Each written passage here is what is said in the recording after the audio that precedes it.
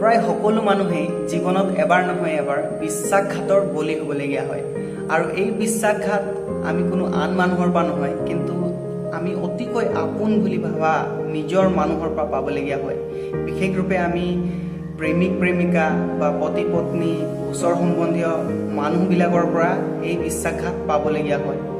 এতিয়া মই ক'বলৈ নাযাওঁ কাৰ দুখ আছিলে, এই বিশ্বাসঘাতৰ কাৰণ কি, কিন্তু মই এটা কথা জানো, সেইটো হৈছে এই বিশ্বাসঘাতটো কোনো শাৰীৰিক আঘাত বা কোনোবাই মাৰপিট কৰাতকৈ, প্ৰবঞ্চনা কৰাতকৈ, এই যিমানো বেদনাবোৰ আছে সেই বেদনাতকৈ বিশ্বাসঘাতৰ বেদনাটো বহু গুণে বেছি। আৰু ইয়াৰ পৰা বহুত মানুহবোৰে বহুত কষ্ট পায় জয়যুক্ত হ'বৰ কাৰণে আৰু নতুন জীৱন আৰম্ভ কৰিবৰ কাৰণে। কিন্তু আমি এই বিশ্বাসঘাতৰ বেদনাৰ পৰা জয়ী হৈ এক নতুন জীৱন আৰম্ভ কৰিব পাৰোঁ। মই কৰিব পাৰিছোঁ, আপুনি কৰিব পাৰিব, আৰু বহুতে কৰি আছে। তো এই ভিডিঅ'টো সম্পূৰ্ণৰূপে চাই থাকক, যাতে এই ভিডিঅ'ৰ দ্বাৰা আপোনালোকে গম পাব পাৰিব কেনেকৈ আমি এই বেদনাৰ পৰা জয়ী হ'ম। মই বিশ্বাস কৰোঁ এই বাৰ্তাৰ দ্বাৰা সকলোৱে আশীৰ্বাদ প্ৰাপ্ত হ'ব। অসমীয়া খ্ৰীষ্টান সমাজ চেনেলত সকলোকে স্বাগতম।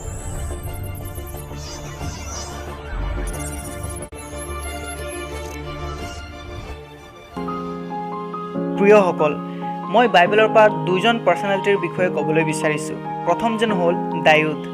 ৰজা দাউদ এই বিশ্বাসঘাতকতাৰ বিষয়ৰ পৰা কোনো অজান ব্যক্তি নাছিল। তেওঁ জীৱনত বহু বিশ্বাসঘাতক মানুহক ফেচ কৰিবলগীয়া হৈছিল।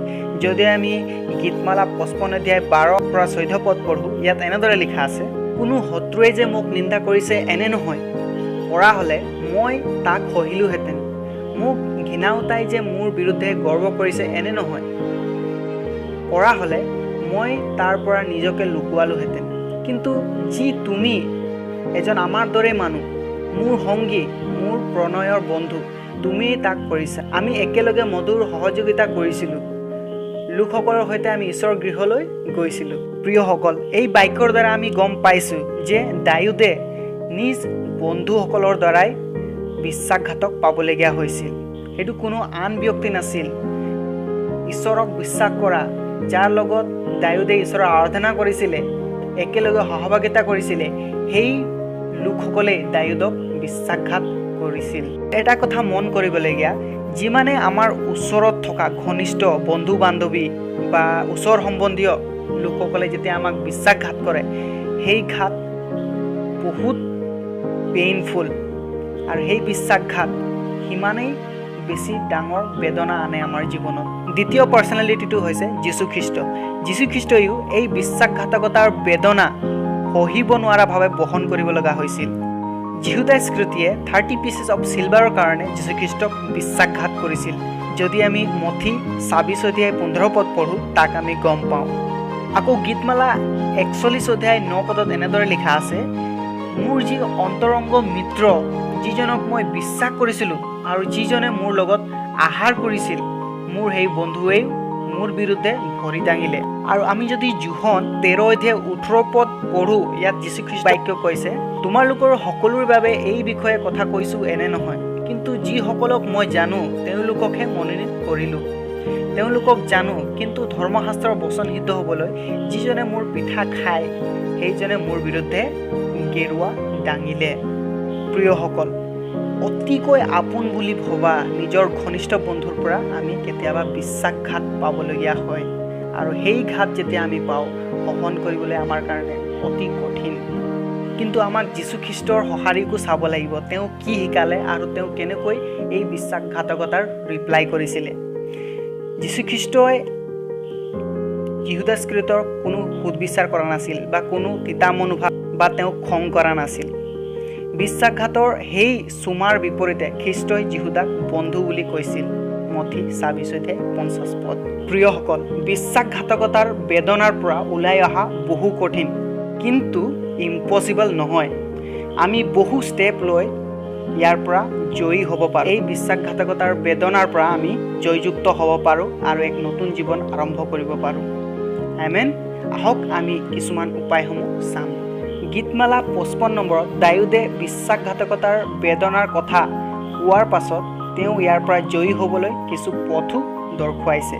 যদি আমি গীতমালা 55 অধ্যায় 16 আৰু 17 পদ পঢ়োঁ, তাত আমি পাওঁ, ইয়াত এনেদৰে কৈছে, মই হ'লে ঈশ্বৰৰ আগত প্ৰাৰ্থনা কৰিম যাতে জিহুৱাই মোক উদ্ধাৰ কৰিব। গধূলি, ৰাতিপুৱা আৰু দুপৰীয়া সময়তো মই অভিযোগ কৰি ক্ৰন্দন কৰিম, তাতে তেওঁ মোৰ মাত শুনিব। প্ৰিয়সকল, বিশ্বাসঘাতকতাৰ বেদনাৰ পৰা জয়ী হ'বলৈ প্ৰথম উপায়টো হ'ল ক্ৰাই আউট টু গড। চকু লুকুৱাই ঈশ্বৰৰ ওচৰত প্ৰাৰ্থনা কৰা। যদি আপোনাৰ পৰা কিবা ভুল হৈছে, ঈশ্বৰৰ ওচৰত ক্ষমা বিচৰা। যদিও আমি সেই বিশ্বাসঘাত কৰা মানুহজনক বা মানুহজনীক মাৰিবলৈ মন যায়, এই বিষয়টো আমাক ঈশ্বৰৰ ওচৰত লৈ যোৱা প্ৰয়োজন। ঈশ্বৰৰ বাক্যই আমাক শিকায়। 1 পিতৰ 2:23 ইয়াত এনেদৰে লিখা আছে, তেওঁ নিন্দিত হ'লেও কাকো নিন্দা নকৰিলে, দুখ পোৱা কালত দাবী ধমকি নিদিলে, কিন্তু ন্যায়ৰূপে বিচাৰ কৰোঁতাজনৰ ওচৰত ভাৰ দিলে। প্ৰিয়সকল, আমাৰ সকলো বিষয় আমি ঈশ্বৰৰ ওচৰত নিয়া প্ৰয়োজন। আমাৰ সকলো নিবেদন ঈশ্বৰৰ ওচৰত দিয়া প্ৰয়োজন। বিশ্বাসঘাতকতাৰ বেদনাৰ পৰা জয়ী হ'বলৈ দ্বিতীয় উপায়টো আমি যীশুখ্ৰীষ্টৰ উদাহৰণৰ পৰা শিকিব লাগিব। মানুহৰ নেচাৰটো কি? খুন কে বদলে খুন, ইট কা জবাব পত্থৰ সে। বাট খ্ৰীষ্টই আমাক কি শিকাইছে? যদি কোনোবাই এগালত মাৰে, আমাক আনখন গালো পাতি দিবলৈ শিকাইছে। তাৰমানে আমি কাৰোবাৰ যে বেয়াৰ কৰাৰ প্ৰতি আমিও বেয়া কৰিম, তাক খ্ৰীষ্টই আমাক শিকোৱা নাই।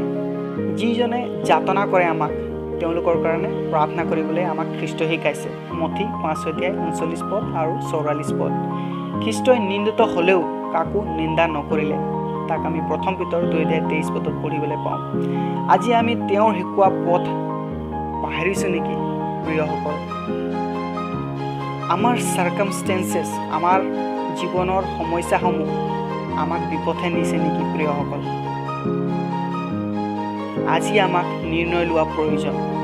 আমি খ্ৰীষ্টৰ পথত আৰু খ্ৰীষ্টই শিকোৱা শিক্ষাক আমি মনোযোগ দিয়া প্ৰয়োজন। প্ৰিয়সকল, হয় কিছুমান বিষয়ত, এক্সট্ৰিম কেছত আমি আইনৰ সহায় লোৱা প্ৰয়োজন, যাতে জাষ্টিছ উইল বি প্ৰিভেইল আৰু শান্তিৰ স্থাপনা হয়। ইয়াকো আমাক চাব লাগিব। বিশ্বাসঘাতকতাৰ বেদনাৰ পৰা জয়ী হ'বলৈ তৃতীয় উপায়টো হৈছে ক্ষমা কৰিবলৈ শিকা। Forgive and forget. ক্ষমা কৰা আৰু পাহৰি যোৱা। ক্ষমা কৰাটো কোনো সাধাৰণ কথা নহয়। প্ৰিয়সকল, যিজনে ঈশ্বৰক প্ৰকৃতৰূপে প্ৰেম কৰে আৰু ঈশ্বৰৰ প্ৰেমক পাৰ্চনেলি এক্সপিৰিয়েঞ্চ কৰিছে, তেওঁলোকেহে ৰিয়েলি আৰু ট্ৰুলি ক্ষমা কৰিব পাৰে। ক্ষমা কৰাৰ দ্বাৰা আপুনি আপোনাৰ বিশ্বাসঘাতক কৰাজনক বা জনীক যে কিবা ভাল কাম কৰিছে তেনে নহয়, কিন্তু আপুনি নিজকে মুক্ত কৰি লৈছে। খ্ৰীষ্টত প্ৰিয় মোৰ পিতৃ মাতৃ ভাইটি ভণ্টি, খ্ৰীষ্টই আমাক অকল আমাৰ ওচৰ চুবুৰীয়াকেই প্ৰেম কৰিবলৈ নহয়, কিন্তু আমাৰ শত্ৰুকো প্ৰেম কৰিবলৈ শিকাইছে। মথি 5:44। ক্ষমা কৰাটো আমি নিজস্ব শক্তিৰে কৰিব নোৱাৰোঁ। কেৱল ঈশ্বৰে যোগোৱা শক্তিৰ দ্বাৰাহে আমি ৰিয়েল আৰু ট্ৰুলি ক্ষমা কৰিব পাৰোঁ। লুক 18:27।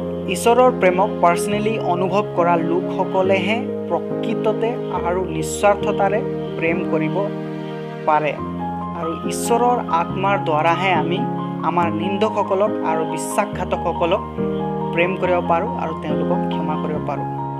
আমি যদি কাৰোবাক ক্ষমা কৰিব বিচাৰিছোঁ, আমাৰ শক্তিৰে আমি কেতিয়াও নোৱাৰোঁ। প্ৰিয়সকল, ৰোমিয়া 12:14-21 আমি পঢ়িলে এই বিষয়ে পাওঁ। আমাৰ জীৱনটো হৈছে ঈশ্বৰে দিয়া দান, আৰু ইয়াক আমি পুনৰাই নেপাওঁ। আমাৰ জীৱনটো বহুমূল্য, কিয়নো ঈশ্বৰে আমাক দিছে, আৰু আমাৰ জীৱনক নষ্ট কৰা বা বিপথে নিয়া আমাৰ কোনো অধিকাৰ নাই, কাৰণ ঈশ্বৰে তেওঁ কালবাৰী ক্ৰুচত তেজ বোৱাই সেই তেজেৰে আমাক কিনি লৈছে। প্ৰিয়সকল, আহক সেই সকলোবোৰ কথা পাহৰি আমি এক নতুন জীৱন আৰম্ভ কৰা প্ৰয়োজন।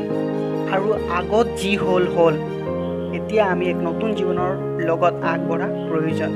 আৰু ফিলিপিয়া 3:13 পৌলে কৈছে যে পাছত থকা সকলোকে পাহৰি আগত থকা পুৰলৈ যত্ন কৰোঁ। প্ৰিয়সকল, আমাৰ জীৱন আৰু ফিউচাৰটো ঈশ্বৰৰ অৰ্থে উৎসৰ্গ কৰি তেওঁৰ সৈতে জীয়াই থকাটো আমাৰ প্ৰকৃত উদ্দেশ্য হোৱা প্ৰয়োজন। ঈশ্বৰ সকলোকে আশীৰ্বাদ কৰক। Praise the lord.